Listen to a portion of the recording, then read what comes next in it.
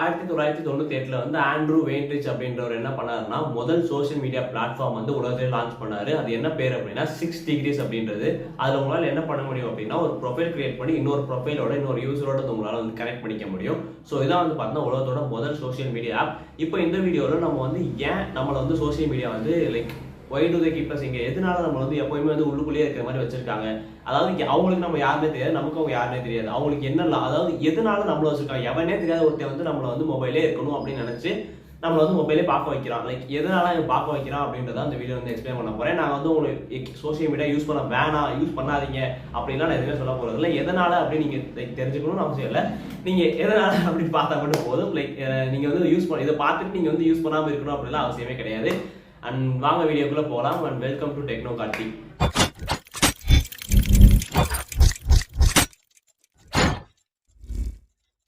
அதாவது social media platform அப்படின்னு நம்ம எடுத்துக்கிட்டாலே இப்போ நம்ம யூஸ் பண்ணுற எல்லா பிளாட்ஃபார்மே வந்து ஆக்சுவலாக சோஷியல் மீடியா பிளாட்ஃபார்மாக கன்வெர்ட் ஆகிடுச்சு. ஈவன் ஸ்னாப் சாட்டே சொல்லலாம். ஏன்னா ஆக்சுவலாக ஸ்னாப் சாட்டுமே வந்து சோஷியல் மீடியா பிளாட்ஃபார்ம் தான். பட் வந்து யூசஸ் எல்லாமே டிஃப்ரெண்டாக இருக்கும். ஃபேஸ்புக்கு, ஸ்னாப் சாட், ட்விட்டர், அதுக்கப்புறம் வேற என்ன இருக்குது, Facebook, Snapchat, Twitter, Meta, Instagram, yeah இந்த ஆப்ஸ் தான் வந்து பார்த்தீங்கன்னா இப்போதைக்கு நம்ம சொல்றதுன்னா இது சோஷியல் மீடியா அப்படின்னு நம்ம சொல்லுவோம். இதில் வந்து மெயினாக நம்ம என்ன பண்ணுவோம்னா ஒரு அக்கௌண்ட் கிரியேட் பண்ணி ப்ரொஃபைலில் வந்து நம்ம போஸ்ட் போடுறதோ இல்லை ஏதாச்சும் ஒரு ட்வீட் போடுறதோ இல்லை ஏதாச்சும் ஃபோட்டோஸ் எடுத்து ஸ்னாப் சென்ட் பண்ணுறதோ. ஸோ ஒரு ஆப்புக்குமே வந்து ஒரு என்ன சொல்றதுன்னா ஒரு ஃபீச்சர் வச்சிருக்காங்க. அந்த ஆப்போட ட்ரேட்மார்க் மாதிரி. இப்போ இன்ஸ்டாகிராம் எடுத்துக்கிட்டிங்கன்னா நீங்கள் ஸ்டோரிஸ் வச்சுக்கலாம். நான் ஃபேஸ்புக் யூஸ் பண்ணல, ஸோ எனக்கு தெரியாது. தென் வந்து நீங்கள் ட்விட்டர் எடுத்தீங்கன்னா ட்வீட் பண்ணலாம், ஸ்னாப் எடுத்தால் ஸ்னாப் போடலாம். ஸோ ஒரு ஆப்புக்குமே வந்து ஒரு ட்ரேட்மார்க்ஸ் இருக்கும். எதனால, அதாவது அந்த மெட்டா யூசருக்கே லைக் இப்போ வந்து மாசக்கருக்கு எடுத்துக்கிட்டோம்னா அவருக்கு வந்து நான் யாருன்னே தெரியாது. லைக் யூஸ் பண்ற யார் என்னென்ன எவனை பத்தியுமே தெரியாது.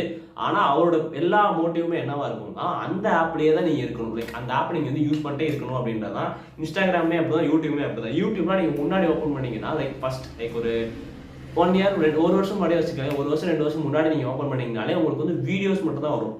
இப்போ நீங்க ஓப்பன் பண்ணீங்கன்னா உங்களுக்கு எடுத்த உடனே ஷார்ட்ஸ் வருது. நீங்க வந்து சூஸ் பண்றீங்களோ இல்லையோ எடுத்தோடனே ஷார்ட்ஸ் தான் வருது. வந்தது நீங்க என்ன பண்ணுவீங்கன்னா அப்படியே ஒன்றா தள்ள ஆரம்பிச்சிருவீங்க. அவ்வளவுதான். அவங்களுடைய மோட்டிவ் என்னன்னா உங்களை வந்து எங்கேஜா வச்சுக்கணும். உங்களை எங்கேஜா வச்சுக்கனால அவங்களுக்கு என்ன கிடைக்கும்னா காசு கிடைக்கும் கண்டிப்பா. அதாவது நீங்க நினைச்சு பார்க்க முடியாத அளவுக்கு வந்து பார்த்தா அவங்களுக்கு காசு கிடைக்கும். நீங்க இன்ஸ்டாகிராம்லாம் எடுத்துக்கிட்டீங்கன்னா பெர் போஸ்ட், அதாவது யூடியூப் எடுத்துக்கலாம். யூடியூபர்ஸ்க்கு வந்து பார்த்தீங்கன்னா அவ்வளோ வந்து சேலரி கொடுப்பாங்க. அதாவது டாப் யூடியூபர்ஸ் எடுத்துக்கிட்டோம்னா அவங்களுக்கு வந்து நிறைய காசு கொடுப்பாங்க. அது எப்படி வரும்னா லைக் வியூவர்ஸ் அவங்க பார்க்கறதுனால தான் வந்து பார்த்தீங்கன்னா காசே வரும். அதுல தான் வந்து பார்த்தீங்கன்னா அவங்க வந்து இன்கமே ஜென்ரேட் பண்ணுவாங்க. நீங்க வந்து யூடியூபர் சேலரின்னு எடுத்துக்கிட்டீங்கன்னா அவங்களுக்கே வந்து ரொம்ப அதிகமாக கொடுப்பாங்க.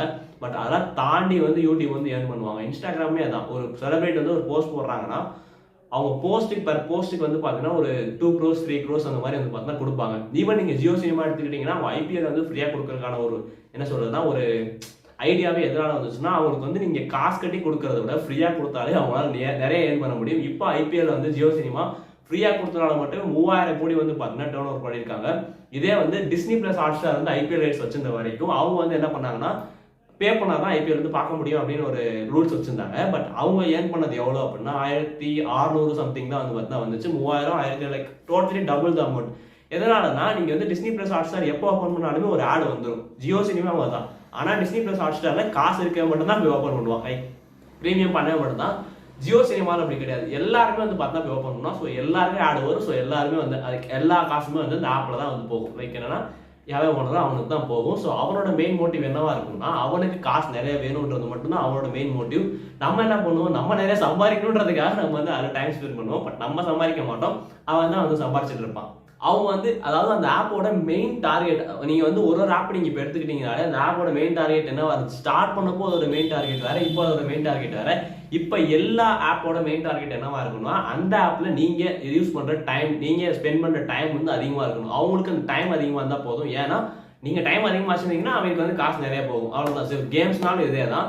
சோஷியல் மீடியா பிளாட்ஃபார்ம்ஸ் இதான். சோஷியல் மீடியா ஆப்ஸ் வந்து உங்களை வந்து எங்கேஜா வச்சுக்கிறது ஒரே காரணம் தான், அவங்களுக்கு வந்து நிறைய காசு வேணும் அப்படின்றதா. இது வந்து எல்லாருக்குமே தெரிஞ்சது தான். நான் வந்து பெருசாக தான் சொல்லலை. பட் ஸ்டில் வந்து அவங்க எந்த மாதிரி விதத்தில் யூஸ் பண்ணுறாங்கன்னா நீங்கள் ஏதாச்சும் ஒரு சின்னதாக ஒரு வீடியோ வந்து இப்போ வந்து நீங்கள் ஒரு ரீல் வந்து நீங்கள் 10 செகண்ட் ரீல நீங்கள் 8 செகண்ட் பார்க்குறீங்கன்னா அவ்வளோதான். அடுத்த ரீல் எல்லாமே வந்து அதே மாதிரி தான் வர ஆரம்பிச்சிடும். இதே 10 செகண்ட் ரீல நீங்கள் 5 செகண்டோ 1 செகண்டோ பார்க்குறீங்கன்னா அதுக்கு அடுத்த ரீல் வர ரீல் எதுவுமே வந்து அந்த மாதிரி வராது. அடுத்த வீடியோஸ் எதுவுமே அந்த மாதிரி வராது. ஏன்னா அந்த ஒரு செகண்டுமே வந்து பார்த்தீங்கன்னா அவங்கள வந்து லைக் வாட்ச் பண்ணிட்டே தான் இருப்பாங்க. அவங்களுக்கு வந்து காசு வேணுன்ற ஒரே காரணத்துக்காக. ஸோ இதனால தான் வந்து சோஷியல் மீடியா எல்லாருமே வந்து உங்களை வந்து லைக் எங்கேஜ்டாக வச்சுக்கணும் அப்படின்னு நினைப்பாங்க. ட்விட்டர் ஓப்பன் பண்ணாலே உங்களுக்கு வந்து முன்னாடி ட்ரெண்டிங் தான் வரும். நீங்கள் கேட்டிருக்கவே மாட்டீங்க, எதுக்குன்னா எனக்கு கொடுக்குறீங்க அப்படின்னு தான் இருக்கும். பட் ஸ்டில் அவங்க வந்து கொடுப்பாங்க. ஏன்னா அவனுக்கு தேவை காசு. எவனோ ஒருத்தர் எங்கேயோ உட்காந்துட்டு நீங்கள் என்ன பார்க்கணும் அப்படின்றத அவன் தான் முடிவு பண்ணுவான், நீங்கள் முடிவு பண்ண மாட்டீங்க. அதை வந்து நீங்கள் நல்லா வயதில் வச்சுக்கணும். அண்ட் வீடியோவில் தான் இதை பற்றின கருத்துக்கள் எதுவும் இருக்காது. நீங்கள் வீடியோ யார் ஃபுல்லாக பார்த்துருந்தா ஓகே, இருந்தால் நீங்கள் வந்து தெரிவிக்கலாம். அண்ட் அவ்வளோதான்.